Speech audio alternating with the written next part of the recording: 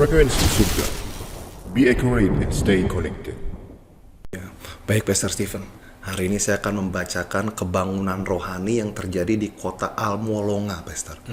Semakin membuat saya merasakan bahwa kebangunan rohani di Indonesia semakin dekat, Pastor. Karena kisahnya sangat dahsyat dan luar biasa. Untuk lebih detailnya saya bacakan ya, Pastor.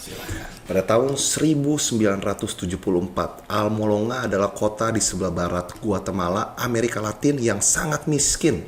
Masyarakat terikat alkohol, tingkat kekerasannya tinggi hingga penjara tidak sanggup menampung tahanan yang ada. Kota penuh sihir dan penyembahan berhala. Jumlah umat Kristen pun sangatlah sedikit sehingga penginjilan selalu mendapat pertentangan sangat keras. Bahkan banyak pemilik toko tidak akan menjual makanan kepada orang-orang Kristen karena menganggap mereka sudah mengkhianati kebiasaan kuno nenek moyang mereka. Pendeta Mariano Richards, seorang pemimpin kunci di kota tersebut, pernah diancam oleh 6 orang. Laras pistol dimasukkan ke dalam tenggorokannya, dan ketika pelatuk pistol ditarik 3 kali, tidak terjadi apapun, hingga mereka melarikan diri ketakutan. Pastor Mariano pun mengumpulkan jemaat kecilnya dan mulai berkomitmen untuk berdoa puasa setiap hari Sabtu, meminta kemurahan Tuhan untuk mengubah kondisi kota tersebut. Hingga di satu momen, salah satu warga Kristen bernama Teresa mengalami infeksi serius pasca operasi sesar. Ia alami kelumpuhan, organ dalamnya mulai membusuk hingga kehilangan kemampuan untuk makan atau berbicara. Suatu malam pada pukul 10, dengan rumah yang dipenuhi dengan bau kematian, Teresa pun meninggal. Dan pukul 1 dini hari pagi, suami Teresa pergi mencari pendeta Mariano untuk meminta persiapan pemakaman. Setibanya mereka di rumah Teresa, pendeta Mariano mendengar Tuhan berbicara padanya.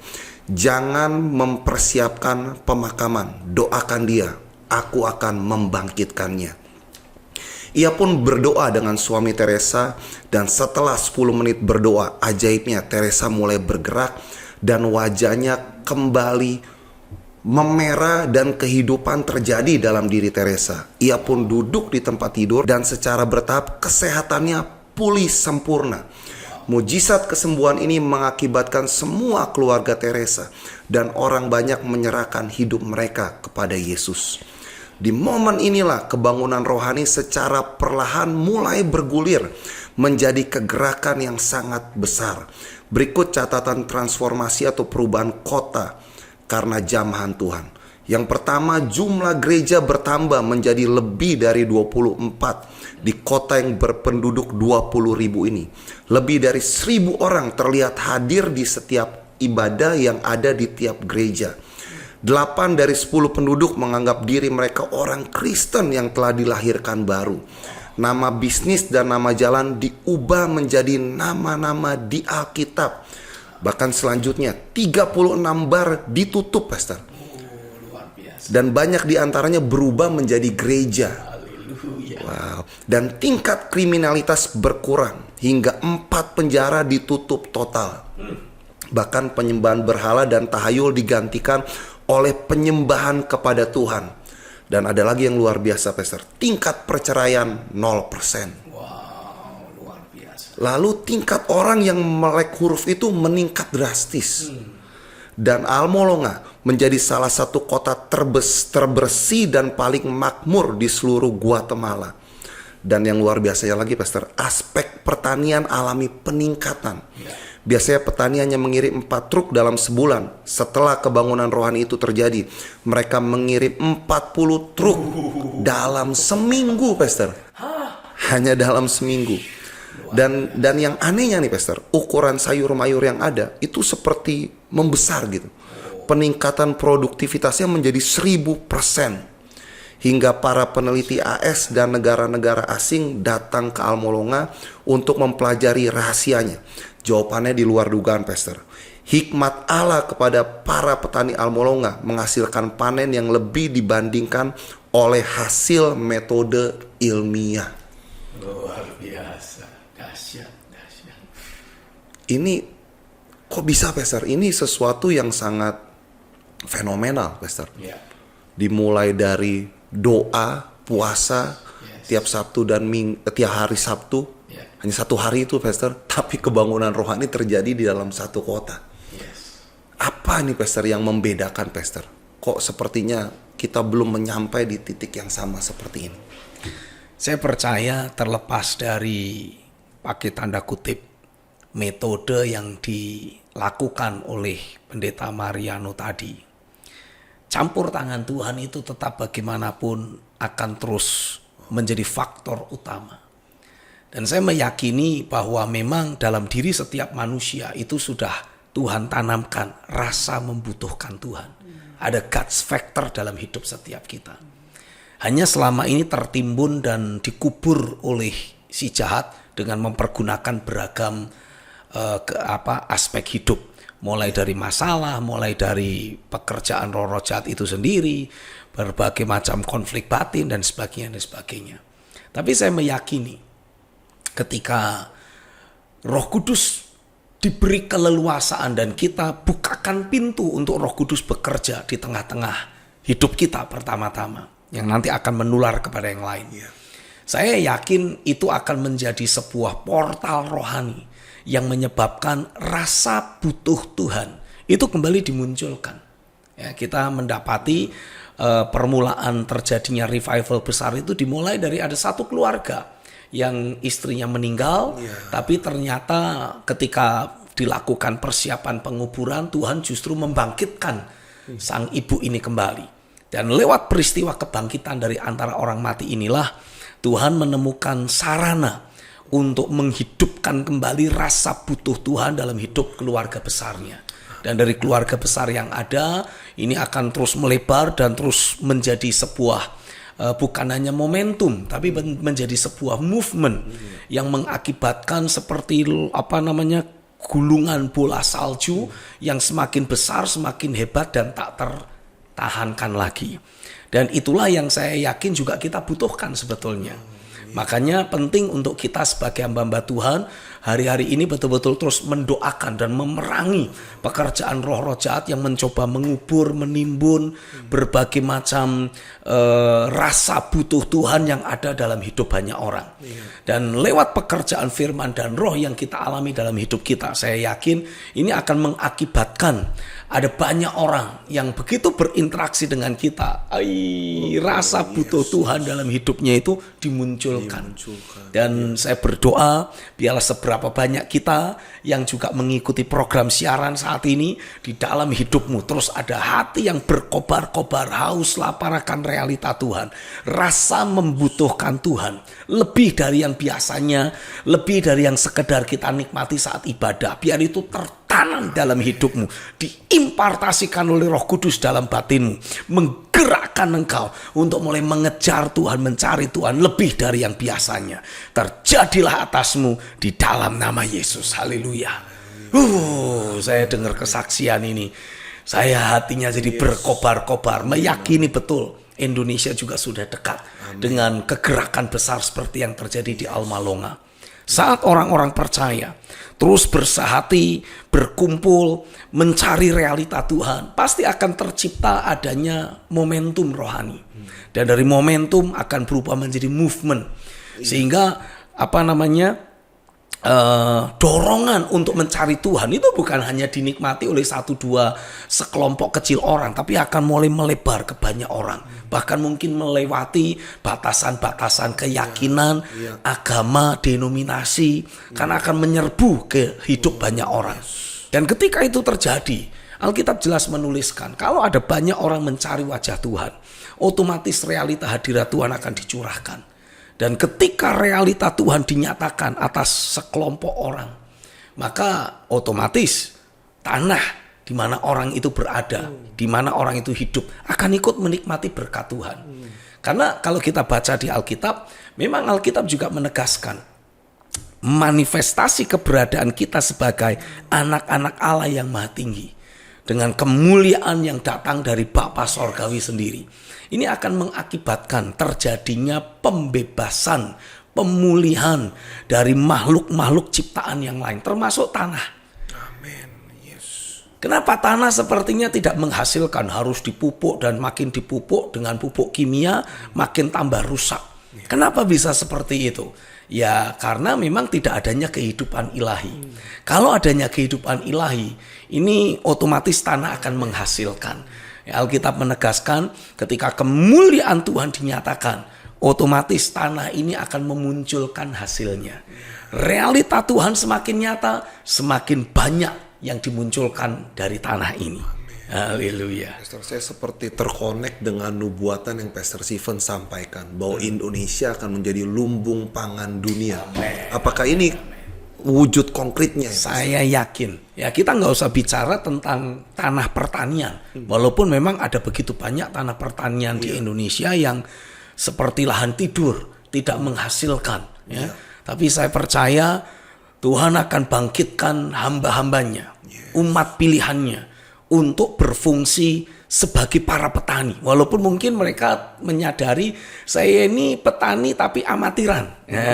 Tapi walaupun amatiran, dengan hikmat Tuhan, dengan tuntunan Roh Kudus, pasti akan menghasilkan. Sehingga lahan-lahan tidur akan bisa diberdayakan, memunculkan hasil yang luar biasa. Tidak lagi mempergunakan hal-hal yang sifatnya kimiawi untuk membooster pertumbuhan dari tanaman yang ada. Tapi mulai pakai cara-cara yang natural, mempergunakan cara-cara yang mungkin dianggapnya ini kurang menjanjikan. Tapi dengan hikmat Tuhan, walaupun sepertinya natural, walaupun sepertinya yang bersumber dari lingkungan yang ada, tapi ini akan memunculkan hasil yang luar biasa. Dan kita belum bicara tentang lautan Indonesia. Dataran Indonesia ini, atau lebih tepatnya gini, wilayah Indonesia itu kebanyakan diisi oleh lautan dan bukan daratan. Nah, kita belum mengeksplor kekayaan laut. Dan saya yakin ketika kekayaan laut Indonesia dieksplor, ini betul-betul akan menciptakan kemakmuran luar biasa atas Indonesia. Dan sekaligus kita akan ikut dipakai Tuhan memberkati, memberi makan bangsa-bangsa.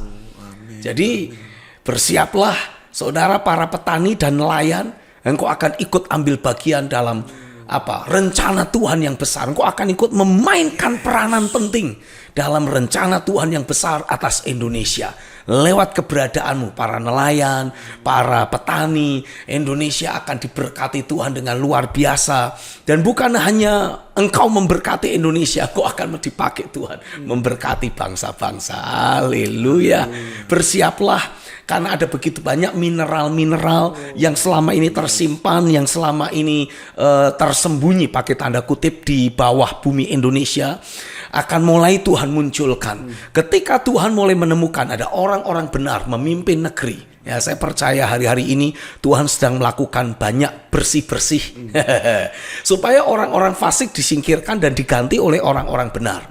Orang-orang yang seperti Yusuf, orang-orang yang seperti Daniel, orang-orang yang seperti Sadra, Mesa, Abednego. Bersiaplah, karena engkau akan secara ilahi dengan cara yang supernatural, kedaulatan tangan Tuhan akan mengangkat engkau dan memposisikan engkau menjadi orang-orang penting, menjadi pengambil-pengambil kebijakan yang strategis. Dan lewat keberadaanmu yang mengambil kebijakan strategis itu, masyarakat Indonesia akan disejahterakan. Ya, tidak ada lagi pemimpin-pemimpin negeri yang sibuk mengantongi kekayaan bangsa ini hanya untuk kepentingan pribadi. Tidak. Saya berdoa kecenderungan hatimu bukan lagi tertuju kepada kekayaan, bukan lagi tertuju pada mamon, bukan lagi tertuju pada keegoisanmu ingin hidup makmur, hidup sukses, hidup kaya raya. No. Aku berdoa biarlah tangan kuasa Tuhan terus bekerja kuat dalam hidupmu, mencetak ulang hatimu menjadi orang-orang yang tulus, orang-orang yang tahir, tidak lagi mengejar kekayaan pribadi, tapi betul-betul mempergunakan posisi, mempergunakan kestrategisan posisi yang ada untuk kesejahteraan banyak orang. Ketika hatimu dibentuk dengan firman sedemikian rupa. Saya percaya inilah saatnya engkau akan sungguh-sungguh alami bagaimana tangan kuasa Tuhan memposisikan engkau menjadi orang-orang penting yang ada di negeri ini. Lewat keputusan-keputusanmu, kesejahteraan bagi banyak orang akan tercapai. Cita-cita pendiri bangsa ini hanya bisa terwujud kalau ada orang-orang yang mencintai kebenaran, orang-orang yang mau hidup tulus dan mau hidup buat banyak orang, buat kepentingan banyak orang, bukan kepentingannya pribadi. Ditaruh Tuhan memimpin negeri ini. Dan saya berdoa biarlah engkau menjadi salah satu dari antara sekian banyak orang benar yang Tuhan akan munculkan untuk memimpin negeri ini. Terjadilah di dalam nama Yesus. Engkau akan menjadi pribadi-pribadi yang pro nelayan dan pro petani. Karena lewat merekalah bangsa ini akan betul-betul diberkati dengan luar biasa. Haleluya. Haleluya. Ini artinya Pastor, seperti yang terjadi di Almolonga, tingkat kriminalitas akan menurun drastis di bangsa kita. Kehidupan orang percaya atau kekristenan adalah suatu perjalanan iman yang memiliki tujuan pasti, bukan sekedar jalan-jalan rohani yang tidak ada arah tujuannya. Sebab Tuhan telah menetapkan destiny ilahi bagi gerejanya, yakni memanifestasikan kesatuan pelayanan tubuh Kristus untuk memulihkan segala sesuatu dan mempersiapkan kedatangan Kristus, Sang Raja yang akan memerintah dan mengembalakan bangsa-bangsa bersama gerejanya yang adalah tubuh Kristus. Melalui buku Perjalanan Mengembalakan Bangsa-Bangsa, perjalanan iman kita akan semakin diperlengkapi dan diteguhkan, sehingga kita tidak akan mudah diombang-ambingkan badai kehidupan, melainkan kekuatan iman kita makin bertambah kokoh, kuat, dan perkasa. Untuk informasi buku, Anda dapat menghubungi kami di nomor 0896 8088 8929 atau di nomor 0817 4927 954. Kehadiran buku ini sekaligus menjadi trilogi message kerajaan tentang keberadaan gereja Tuhan di akhir zaman. Setelah sebelumnya telah diterbitkan buku yang berjudul Pola Gereja Akhir Zaman dan Menuju Kepenuhan Kristus. Buku-buku ini akan menjadi patokan perjalanan iman orang percaya, di mana Tuhan akan membawa kita menggenapi rencananya seperti yang telah dinubuatkan dalam kitab Wahyu 12. Inilah masa hari-hari yang penuh kuasa dan kemuliaan surgawi akan menyertai perjalanan gereja Tuhan menuju penggenapan rencananya. Ini artinya Pastor, seperti yang terjadi di Almolonga, tingkat kriminalitas akan menurun drastis di bangsa kita. Pasti, karena saya mendapati orang terjebak dalam kriminalitas itu seringkali disebabkan karena kemiskinan dan juga karena kebodohan. Jadi kalau kita mendapati muncul pemimpin-pemimpin negeri, orang-orang yang mungkin dari sektor swasta, tapi juga tidak berfokus pada keuntungan dan ketamakan, ya, tidak mengutamakan kekayaan pribadi, tapi ya masih memiliki hati nurani untuk berbagi kekayaan dengan yang lain, berbagi berkat dengan orang yang lain. Maka saya percaya kita akan mulai mendapati mereka akan membuat keputusan-keputusan yang sifatnya pro orang banyak, pro rakyat, pro masyarakat. Sehingga sebagai akibatnya kesempatan kerja akan jadi lebih banyak, lalu kemudian kesempatan untuk mendapatkan pendidikan juga lebih luas, mendapatkan kesehatan yang layak juga akan lebih luas. Tidak sebagai akibatnya ya tingkat kesejahteraan di masyarakat itu mulai naik. Kalau tingkat kesejahteraan masyarakat naik, orang tidak akan pernah berpikir untuk melakukan kejahatan. Ya buat apa? Harus berhadapan dengan hukum hanya gara-gara untuk bisa makan. Wong mereka juga bisa menikmati kehidupan yang baik. Kira-kiranya seperti itu. Bahkan di industri pertambangan saja, Pastor, di Indonesia, Mahfud MD menyampaikan apa yang Abraham Samad katakan dahulu, bahwa kalau korupsi di pertambangan ini saja hilang, Pastor, itu masyarakat kita satu persatu bisa digaji 20 juta per bulan. Kalau dari bagian pertambangan ini saja tidak ada korupsinya. Wow. Artinya roh pertobatan ini, Pastor, kalau termanifestasi di Indonesia, pasti. Wah, Indonesia pasti akan jadi negara yang sangat makmur. Sangat makmur. Saya yakin. Ya itu sebabnya penting untuk kita memulai dulu. Kita dulu yang pakai tanda kutip waras. Kita yang menjadi pionir dulu. Dan memang untuk menjadi seorang pionir itu tidak mudah, dan memang kadangkala butuh energi yang besar, butuh stamina yang kuat. Karena ya mau tidak mau kita seperti harus melawan arus. Tapi kembali lagi yang saya mau tegaskan, kita tidak perlu melawan arus lah. Kita ciptakan arus kita sendiri. Pastikan kita berpuas diri dulu dengan apa gaji yang ada, dengan apa yang kita miliki, dengan apa yang kita terima secara halal. Nikmati aja dulu itu. Dan kalau kita mulai punya hati yang lebih besar untuk berbagi dengan yang lain, itu kan sama saja kayak kita sedang menabur. Cepat atau lambat pasti akan menuai.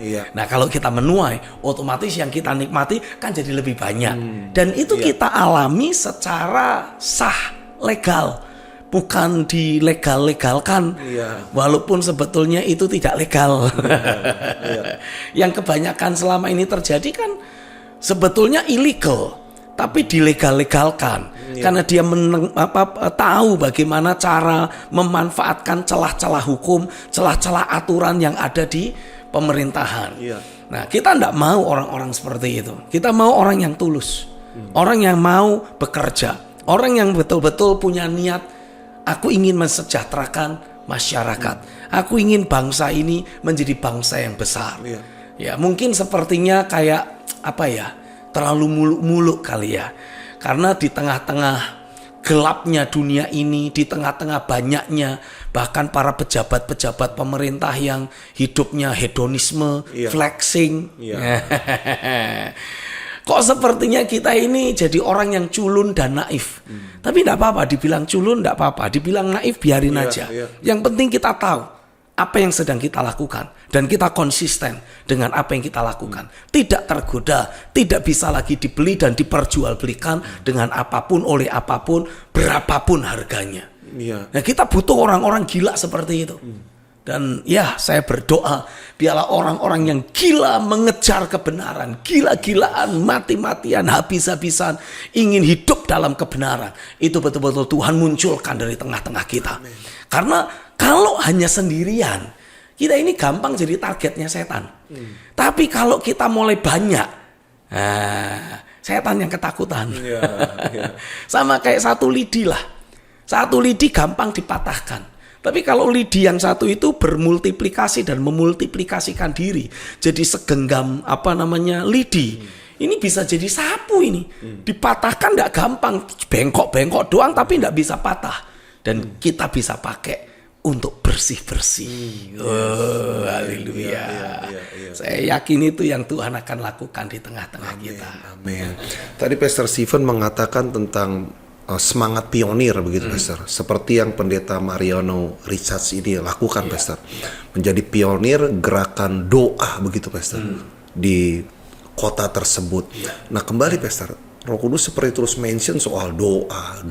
Tiap kali frekuensi sorga tuh kayaknya kayak mau bosen, tapi ya memang kayaknya jalan satu-satunya kok kayaknya itu satu-satunya resep. Yes. Tidak bisa tidak. Kalau Tuhan ingin kalau kita ingin Tuhan kita beri keleluasaan bekerja dengan kedaulatan kuasanya di atas muka bumi ini, kita harus belajar sadar bahwa sebetulnya kekuasaan di atas muka bumi ini sudah Tuhan kasih kepada manusia. Jadi ketika Tuhan ingin intervensi, ya tidak bisa. Dia maha kuasa, tapi dia dibatasi oleh aturan yang dia buat sendiri. Dan dia sudah membuat aturan.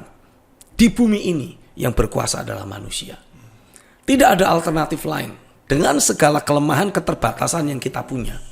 Begitu kita berdoa, kita menyadari saya terbatas, saya tidak bisa apa-apa lagi, saya membutuhkan Tuhan.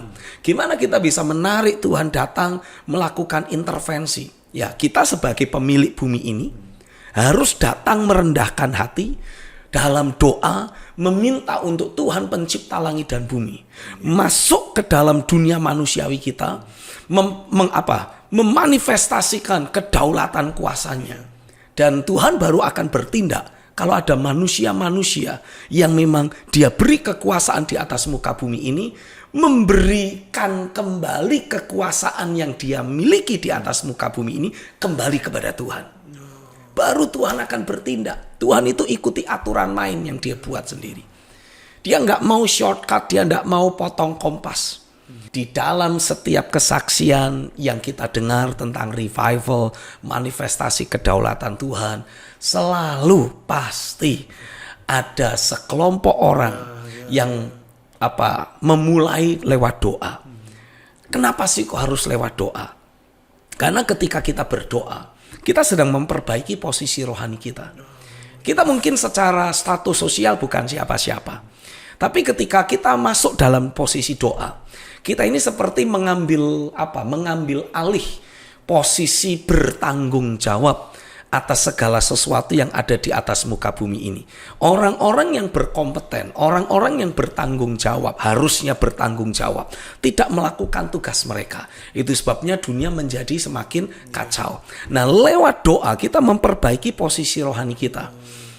Mengambil posisi untuk bertanggung jawab atas apa yang ada di sekitar kita. Dan ketika kita mulai di dalam roh mengambil posisi tentang apa yang ada di sekitar kita, maka kita sebagai di hadapan Tuhan menjadi orang yang bertanggung jawab atas muka bumi ini. Nah, lewat doa-doa kita mengundang Dia untuk datang, untuk memanifestasikan kedaulatan kuasanya, dan memastikan apa yang secara manusia tidak bisa kita kerjakan akan dikerjakan oleh Tuhan. Karena kita yang memberi keleluasaan, kita yang memberi izin sebagai, pakai tanda kutip, penguasa dunia ini. Kita memberi izin kepada penguasa sorga ikut intervensi. Dan di saat itulah tangan Tuhan pasti akan bergerak mendemonstrasikan kedaulatan kuasanya. Karena begini Pastor, saya membaca kisah ini tuh kayak tertawa, kadang geli sendiri gitu Pastor, dengan bagaimana cara Tuhan bekerja tuh buat kita takjub, juga terheran-heran. Bayangkan Pastor, angka perceraian 0%. Ini kan tanpa ada seminar pernikahan Pastor. Banyak gereja kan Pastor melakukan seminar pernikahan, angka perceraian tapi tambah naik. Ini hanya kayaknya tuh sekejap. Betul. Dan alami perubahan. Betul. Ini bagaimana Pastor antara cara kerja Tuhan dengan cara gereja? Bagaimana Pastor? Bedanya tuh bagaimana sih Pastor? Saya mendapati sampai sejauh ini ada banyak dari antara kita para pemimpin gereja-gereja yang pakai tanda kutip berfokus ke arah yang keliru. Kita mencoba melakukan hal-hal yang sifatnya lahiriah, yang sementara kita mengharapkan ada hal yang supernatural yang termanifestasi. Melakukan hal lahiriah tapi harapannya hal supranatural. Yes. Beda jalur ya sebenarnya. Sebetulnya enggak beda jalur. Karena kalau kita perhatikan, Alkitab juga menuliskan bagaimana Tuhan mengutus hamba-hambanya melakukan hal-hal yang natural, tapi terjadi sesuatu yang supernatural. Iya. Seperti misalkan contoh, untuk membelah lautan, apa yang harusnya kita lakukan? Kalau mau lahiriah kayaknya cukup berat. Repot kan? Repot. Dan rasanya itu bukan sesuatu yang bisa dilakukan. Iya. Lautan kok dibelah. Iya. Tapi Musa diperintah Tuhan cuma angkat tangan doang. Dan lautan pun terbelah. Sehingga umat Israel bisa menyeberangi lautan Kolsom. Ini kan sesuatu yang lahiriah. Cuma angkat tangan. Iya. Tapi menciptakan hasil supernatural. Nah, itulah juga yang gereja-gereja ingin lakukan pada hari-hari ini. Melakukan apa yang menjadi porsi mereka, yang secara lahiriah bisa mereka lakukan, mengharapkan terjadinya hal memunculkan hasil yang supernatural. Tapi kesalahannya, gereja tidak memperhitungkan level keterhubungan yang mereka miliki dengan Tuhan. Musa cuman angkat tangan, laut Kolsom terbelah karena dia terhubung secara akurat dengan Tuhan. Tuhan memberi perintah dia untuk membawa Israel keluar dari Mesir. Nah, kita kadangkala kita tidak menerima mandat apapun secara langsung dari Tuhan. Kita juga tidak menjagai dan memastikan level keterhubungan dan kebergantungan kita dengan Tuhan. Sehingga sebagai akibatnya yang terjadi ya sama kayak kipas angin tidak dicolokin ke listrik, kita pencet-pencet, kita harapkan itu rodanya berputar. Ya tentu saja tidak bisa tidak terhubung dengan sumber listriknya. Iya. Nah kita pun harus memastikan kita ini terhubung dengan sumber kegerakan, sumber perubahan, sumber hal-hal supernatural yang kita harapkan terjadi. Bagaimana cara kita menghubungkan diri? Ya cuman lewat doa. Itu sebabnya kita harus fokus. Ayo lakukan doa lebih gigih. Doa membangun manusia roh itu melatih, mengkondisikan kita menjadi pribadi-pribadi yang bisa berfungsi menjadi istilahnya apa? Mobile Covenant of Ark atau istilahnya mobile God's Temple. Jadi menjadi apa? Kayak peti tabut perjanjian yang membawa realita Tuhan tapi yang mobile. Menjadi seperti bait Allah sendiri tapi yang mobile. Nah sehingga dimanapun kita berada, kita bisa menghadirkan realita Tuhan.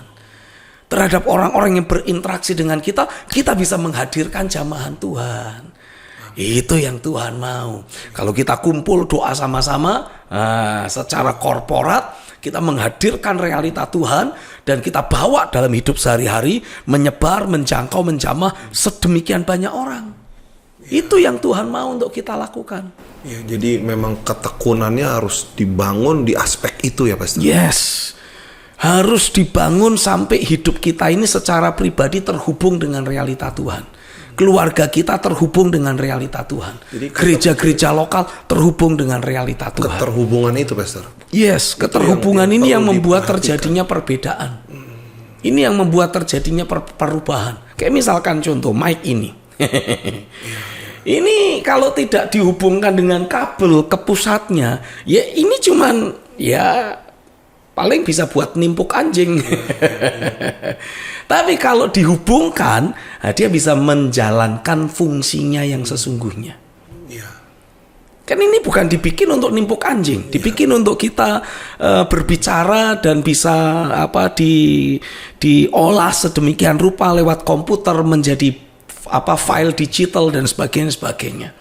Jadi untuk kita bisa berfungsi seperti yang seharusnya, kita memang ditetapkan Tuhan untuk memanifestasikan hal-hal yang luar biasa, yang ilahi, yang supernatural lewat hal-hal lahiriah sehari-hari natural yang kita jalani. Tapi gimana supaya yang sehari-hari, yang natural ini memunculkan keilahian dan hal-hal supernatural?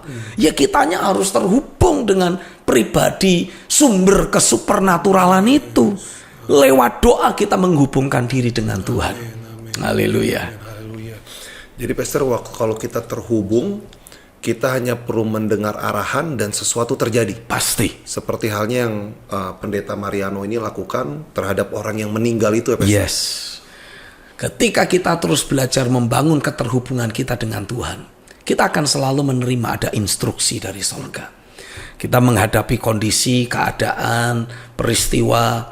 Nah saat kita menghadapi situasi, keadaan yang ada, Roh Kudus akan memberi instruksi apa yang harus kita lakukan. Melangkah saja dalam ketaatan, maka terobosan pasti akan terjadi. Walaupun kesannya kayaknya mungkin instruksinya simpel kayak Musa kan contohnya, mengangkat tangan. Betul. Yosua muter-muter Yeriko, kayak Ya. simpel tapi yang penting taat begitu. Taati saja, karena Di dalam dunia kekristenan ada beragam jenis gereja mulai dari gereja suku sampai internasional. Gereja penyembahan sampai kesembuhan. Gereja kecil sampai mega church. Semua berupaya menarik datangnya jemaat, mulai dari memperindah gedung gereja agar terlihat mewah sekelas konser dunia, merekrut pemain musik dan penyanyi profesional, mengundang artis bahkan komedian. Ada banyak upaya dan dana dicurahkan untuk hal tersebut. Namun sayangnya semua difokuskan hanya untuk menarik datangnya jiwa-jiwa dalam ibadah, bukan untuk menghadirkan realitas Tuhan. Lalu bagaimana pola Tuhan atas gerejanya yang seharusnya dibangun di akhir zaman ini? Sebab tanpa gereja terbangun sesuai pola sorga, maka Tuhan tidak berkewajiban untuk mencurahkan kemuliaan.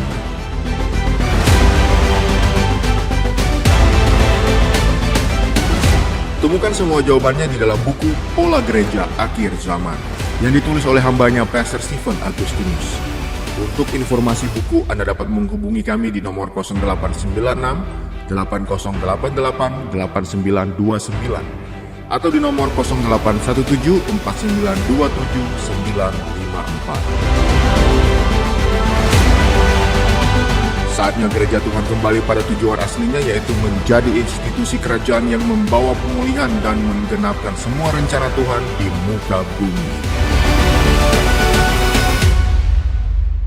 Walaupun kesannya kayaknya mungkin instruksinya simpel kayak Musa kan contohnya Ya. mengangkat tangan. Betul. Yosua muter-muter Yes. Jericho kayak Ya. simpel tapi yang penting taat begitu kan. Taati saja. Karena jawaban untuk masalah yang besar tidak boleh diukur dari besarnya masalah. Iya. Jawaban untuk masalah yang besar kadangkala cukup dengan hal sepele. Seperti misalkan contoh waktu lalu, Mam Eli itu punya masalah gusi. Jadi gusinya itu sering bengkak dan sebagainya. Dibawa ke dokter, sudah diobati, sudah didoakan, ya sudah. Tapi masih terus bengkak gitu. Nah sekali waktu ketika lagi ngobrol-ngobrol, ada celetukan orang yang bilang, oh saya juga pernah tuh ngalami sakit gusi, bengkak dan sebagainya. Saya tinggal mengkonsumsi vitamin C dosis tinggi yang ada dalam buah apa itu ya, kiwi. Nah begitu dengar itu kita kayak connect. Oh iya ya, jangan-jangan memang kekurangan vitamin C ini. Nah kemudian Mam Eli bikin jus kiwi, diminum sekali dua kali langsung sembuh. Jadi kita mendapati kadangkala hal-hal besar itu selesai hanya lewat hal-hal kecil. Dan itu menjadi salah satu contoh kesaksian bagaimana Tuhan akan menghadirkan atau membawa roh terobosan ilahi, firman hidup kekal, berbagai perbuatan besar yang Tuhan lakukan dalam hidup kita ke dalam hidup banyak orang lain. Kita mungkin menghadapi tantangan, apalah kita suka belekan kali. Kita udah doa kita ya sudah doa, tapi sepertinya belum ada jawaban. Bawa ke dokter, nggak sembuh-sembuh, dikasih obat tetap nggak sembuh. Nah kita harus datang sama Tuhan dan mulai tanya, Tuhan, ini apa yang jadi penyebab nih? Jangan-jangan belekanku ini apa ya Tuhan? Solusinya bagaimana? Nah kadang-kala kalau kita doakan kita bukan mau tanya sama Tuhan, tapi main tengking. Nah mungkin disitulah titik missing link kita seringkali. Ya saya sudah doa. Yes, kalau doa itu perlu dua arah. Kita nggak boleh cuma ngomong sendiri. Kita perlu tanya dari Bapa. Kita perlu tanya dari Roh Kudus. Apa sih Tuhan? Apa yang menjadi opini, apa yang menjadi omongan Tuhan berkaitan dengan kebelekanku ini. Nah, ketika Tuhan memberi arahan, taati saja. Pasti selesai begitu saja. Ya. Dan saya meyakini ketika kita mulai mengalami banyak kesaksian, ada banyak peristiwa ajaib, ada banyak hal-hal besar yang Tuhan lakukan dalam hidup kita. Contoh misalkan, kita itu dulunya orang yang gampang sakit hati, gampang kecewa. Tapi setelah mengikuti frekuensi sorga, ikut gerakan bertekun, ikut daily devotion, Tuhan menjamah. Saya jadi orang yang paling mudah mengampuni. Contoh seperti itu. Itu perbuatan tangan Tuhan yang besar loh. Karena untuk mengubah karakter manusia tidak semua orang bisa. Untuk mengalami perubahan karakter itu butuh pergumulan yang luar biasa. Tapi saya alami, saya bisa mengampuni dengan mudah sekarang ini. Nah, ketika kita bersaksi, ketika kita cerita kepada banyak orang tentang apa yang kita alami, ini sama kayak kesaksian yang tadi saya cerita tentang Mam Eli. Bermasalah gusinya, ada orang yang nyeletuk cerita, ketika dipraktekkan sesuatu terjadi. Nah, hal yang sama akan Tuhan lakukan lewat hidup kita. Dengan semua pengalaman ajaib yang kita alami, hal-hal ilahi yang Tuhan perbuat. Ketika kita bersaksi, ketika kita cerita, mungkin ada 1-2 orang yang membutuhkan. Dan begitu mereka dengar, ketika mereka percaya, mujizat yang sama akan Tuhan lakukan dalam hidup mereka. Nanti secara perlahan tapi pasti orang ini akan ngejar kita. Kan ada banyak hal lain yang mungkin dia butuh solusi. Dan dia mendapati kita ini datang membawa solusi. Nah, dengan mereka mulai terhubung dengan kita, tanpa mereka sadari, keberadaan Tuhan dalam hidup kita akan ikut menjamah hidup mereka. Beginilah caranya revival di Indonesia akan merebak kemana-mana. Membuat kita punya kesaksian-kesaksian, pengalaman-pengalaman yang secara pribadi kita alami. Kita bisa cerita kepada orang lain. Itu seperti taburan benih. Itulah benih kabar baik yang sesungguhnya. Jadi ketika kita memberitakan Injil, kita ini bukan mau mengkristenkan orang. Kita ini bukan pakai Alkitab Yohanes 3 ayat 10, tidak. Tapi kita pakai pengalaman bersama Tuhan yang kita alami. Kita ceritakan apa yang menjadi perbuatan-perbuatan tangan Tuhan yang besar yang Tuhan lakukan dalam hidup kita. Lalu itulah yang dilakukan para rasul. Dalam kitab Kisah Rasul pasal 2, saat Roh Kudus dicurahkan, orang-orang Yahudi yang ada di berbagai bangsa mendengar bagaimana para rasul ini berkata-kata menceritakan perbuatan besar Tuhan yang Tuhan lakukan dalam hidup mereka di dalam bahasa mereka masing-masing.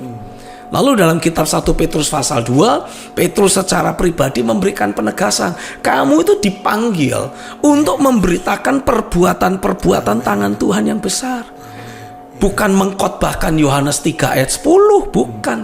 Tapi memberitahukan apa yang Tuhan lakukan dalam hidupmu. Inilah Injil yang hidup. Bukan Injil menurut yang ditulis di dalam Alkitab. Ya, kita tidak sedang menyampaikan Injil teologia kekristenan. Tapi kita sedang menyampaikan Injil teologia kehidupan. Wah, enggak tahu itu istilah dari mana itu. Ya. Dan kalau saudara hanya mengkhotbahkan tentang Yesus yang ada di Alkitab, ya enggak salah, tapi itu enggak nyambung sama orang lain. Kenapa?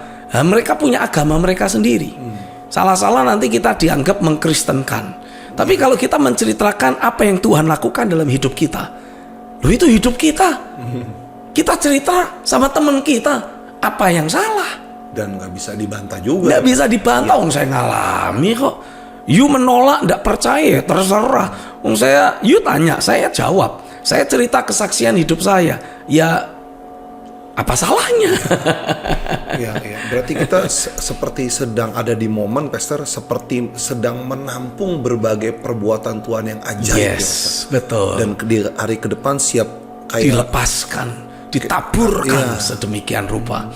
Itu sebabnya saya mendorong saudara sebagai hamba-hamba Tuhan, sebagai jemaat orang-orang percaya, pastikan saudara rajin-rajin mengkoleksi ayat-ayat Alkitab yang hari-hari ini secara profetis sedang Tuhan munculkan, sedang Tuhan bukakan, bahwa itu menjadi bahan doamu. Karena ketika engkau terus mendoakan pesan-pesan profetis yang ada, saudara sedang dibawa terhubung dengan realita Tuhan. Saudara sedang dibawa untuk mengalami penggenapan dari ayat firman yang ada, sehingga engkau akan mulai menikmati, memiliki jenis kehidupan yang ilahi sifatnya. Dan otomatis itu tidak bisa didapat hanya dari dengar khotbah. Kita tidak akan terima itu hanya dari baca Alkitab. Bawa dalam doa, hubungkan diri kita dengan dimensi kehidupan ilahi yang ada di dalam ayat-ayat profetis tersebut. Dan saya yakin kau akan dibawa Tuhan memiliki posisi rohani yang berbeda, menikmati realita kerajaan sorga dalam dimensi yang sangat berbeda. Haleluya. Biar itu terjadi atasmu di dalam nama Yesus. Yes. Pastor, ada pengalaman aneh, Pastor, yang saya alami. Aneh begini, Pastor. Beberapa waktu lalu tuh saya batuk-batuk gitu, Pastor. Terus dada terasa kayak kempes gitu, Pastor. Kayak kurang angin gitu, kayak kurang rapat begitu, Pastor. Kayak ada yang aneh. Nah, satu ketika, Pastor, di malam hari tuh, dini hari tuh batuk-batuk terus. Wah, kayaknya udah capek nih batuk-batuk terus. Terus saya ngomong lah sambil kayak tidur tuh, kayak ngomong, Tuhan nih mau ngapain? Terus waktu saya tidur, Pastor, saya mimpi minum obat, Pastor. Habis minum saya nyesel karena saya pikir ini kejadian beneran gitu, Pastor. Tapi pas pagi tuh, Pastor, pas bangun, dada tuh kayak rapat, Pastor. Kayak fit. Ada sesuatu yang terjadi nih di malam hari. Nah, ingin saya tanyakan begini, Pastor. Kesembuhan demi kesembuhan, Pastor. Apakah akan terjadi secara masif nanti nih, Pastor? Secara supranatural. Karena bahkan orang yang meninggal, Pastor. Bisa bangkit Sakitnya kembali. parah, organ tubuhnya rusak, bangkit sembuh total. Yes. Jadi bangkit nggak sakit, ada lagi sakitnya, Iya. tapi benar-benar pulih total. Yes. Nah ini kan seperti memantik kan, Pastor, Iya. memantik rasa butuh Tuhan dan orang nggak bisa bantah. Yes. Nah momen-momen kesembuhan seperti ini, Pastor, seperti yang terjadi di Almolonga ini, apakah akan terjadi kembali, Pastor? Saya yakin akan ada banyak kesaksian kesembuhan, kesaksian mujizat yang akan terjadi begitu saja. Ketika orang mulai terus terhubung dengan realita Tuhan, orang terus belajar mengembangkan takaran imannya. Karena suka tidak suka bagaimanapun juga, setiap mujizat dan setiap perbuatan-perbuatan ajaib yang Tuhan lakukan itu adalah wujud respon Tuhan atas iman yang kita lepaskan, iman yang kita tunjukkan. Jadi saya meyakini akan ada begitu banyak pekerjaan firman dan roh yang membuat takaran iman hidup setiap kita itu terus semakin Tuhan perbesar, semakin berani mengharapkan hal-hal yang ilahi. Mulai ada keberanian iman untuk kita mengharapkan perkara-perkara supernatural. Nah, buat saudara yang selama ini merasa saya imannya kecil, imannya lemah dan sebagainya, itu tipu muslihat iblis dalam hidupmu. Jangan terus pegang, jangan terus percayai. Ya Pak, tapi kenyataannya kan saya hidupnya masih begini dan begitu. Ya kalau you tahu hidupmu masih begini begitu, ayo berseru kepada nama Tuhan, minta Roh Kudus bekerja supaya hidupmu tidak begini begitu lagi.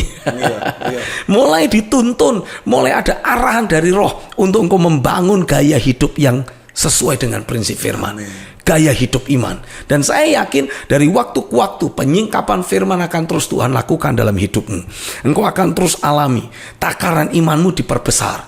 Dan otomatis semakin besar takaran iman kita, makin mudah untuk kita memindahkan gunung-gunung masalah, gunung-gunung sakit penyakit, gunung-gunung pergumulan, gunung-gunung pencobaan. Dengan mudah kita singkirkan keluar dari hidup kita.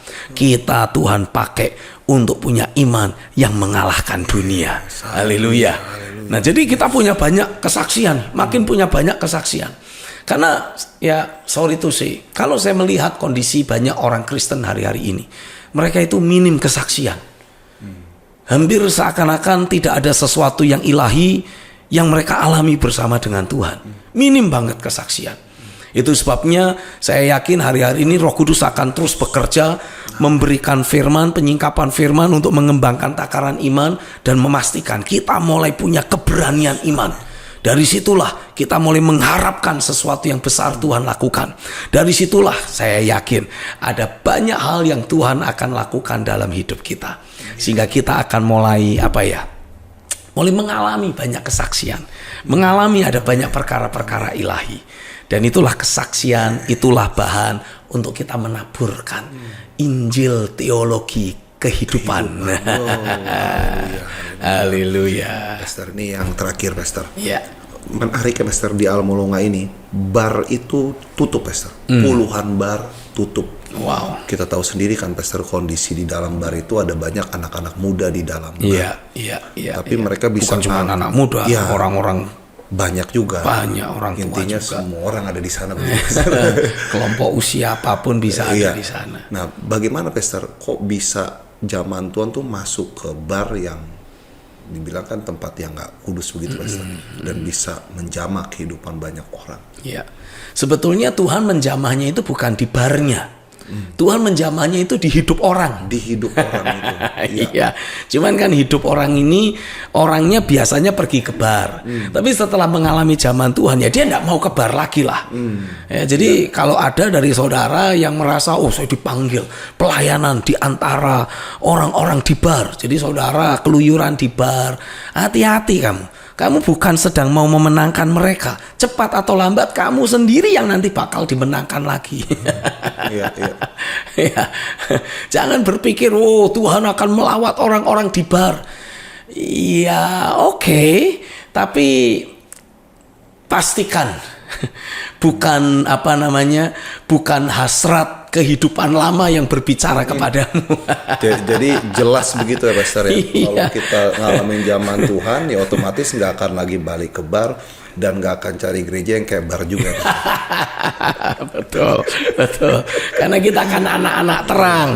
Kita pastinya suka ada dalam terang kebenaran, terang Tuhan, bukan yang remang-remang, bukan yang sebentar kedip-kedip. Ya, terang, gelap, terang, gelap, terang, gelap. Iya. Saya makin yakin, Pastor, sedikit lagi waktunya. Haleluya. Indonesia akan alami pencurahan roh yang dahsyat dan luar biasa. Pasti. Ya, baik, Pastor, bisa mendoakan pemirsa yang ada. Haleluya. Mari kita satukan hati dalam doa. Tuhan, aku berdoa, biarlah semua rasa butuh Tuhan yang selama ini dikubur oleh si jahat, selama ini ditimbun oleh iblis, baik itu lewat peristiwa negatif, lewat orang-orang yang menjengkelkan, orang-orang fasik, lewat emosi-emosi negatif. Hari ini aku berdoa, rasa butuh Tuhan itu dihidupkan kembali, to revive the need of the Lord in our heart. Rasa butuh Tuhan itu dihidupkan kembali di dalam hati setiap kami. Hari ini aku berdoa di dalam nama Yesus. Tangan kuasa Tuhan bekerja, tangan kuasa Tuhan beracara, melakukan terobosan demi terobosan, memastikan hidupmu kembali dikobarkan, kembali digerakkan dengan rasa haus lapar akan realita Tuhan. Biarlah lewat hidupmu Tuhan terus bekerja secara nyata, bukan hanya dalam dirimu, tapi juga lewat kehidupanmu menjangkau hidup banyak orang yang lain. Tuhan, secara spesifik aku berdoa, hiasi kehidupan kami dengan perbuatan-perbuatan Tuhan yang besar. Hiasi keberadaan kami dengan perkara-perkara yang ajaib, perkara-perkara ilahi yang datang dari Tuhan sendiri. Hiasi keberadaan kami, penuhi hidup kami dengan perkara-perkara sorgawi, hal-hal yang ilahi, keajaiban-keajaiban yang Tuhan lakukan dalam hidup kami. Sehingga itu semua bisa menjadi kesaksian yang kami bisa taburkan ke dalam hidup banyak orang. Terjadilah di dalam nama Yesus. Aku lepaskan pekerjaan roh, aku lepaskan penyingkapan firman dalam nama Yesus. Yang percaya sama-sama katakan amin. Haleluya. Amin. Amin. Amin. Baik pemirsa, sampai jumpa lagi di dalam frekuensi sorga. Be accurate and stay connected.